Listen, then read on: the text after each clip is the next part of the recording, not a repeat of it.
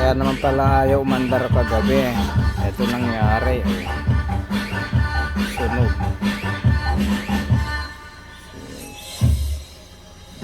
Nakukuha kayo sa linis to. Sunog.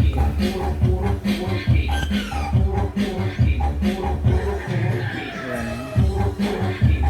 Sana makuha sa linis. Yan, subukan natin lihain ng size 80. Wala kasi akong size na manipis, kaya susubukan ko to. Pwede na siguro to. Tira-tira ko na lang to. So, subukan natin siyang lihain.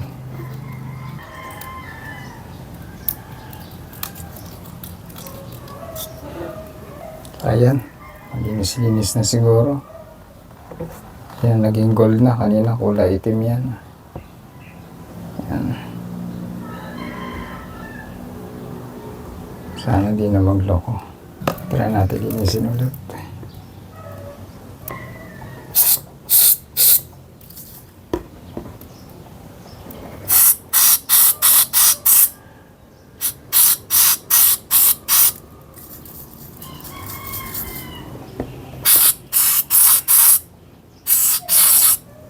Brasin din natin.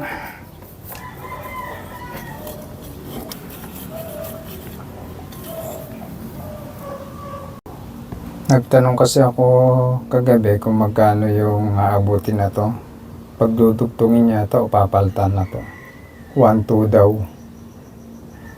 1-2 aabutin. So, ang laki. Subukan ko munang ilinisin. Sakali. So, makinis naman na siya. Dito lang, di ko lang malinis to. Pero ito malinis naman na. Nakasahod kasi siya. Yung goma nakapaganon. Dapat nakapaganon. Nakasahod siya. So pagka umuulan, pababa, sahod yung tubig. O kaya naglilinis ka, natilamsikan, pababa yung tubig. Sasahurin na to, ang goma na to. So ayun, nakakabit na. Kinabit na natin. Tulad niya, no? Oh. Nakatihaya yung kanyang cover. So, subukan natin kung mag-on. Kung mag-start na.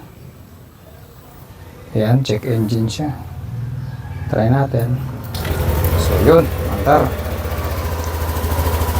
Mandar na siya, guys. Ayan. Mandar na siya.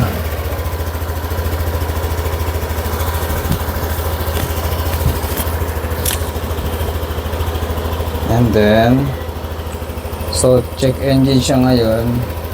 Subukan natin tanggalin yung check engine niya. Patay muna natin.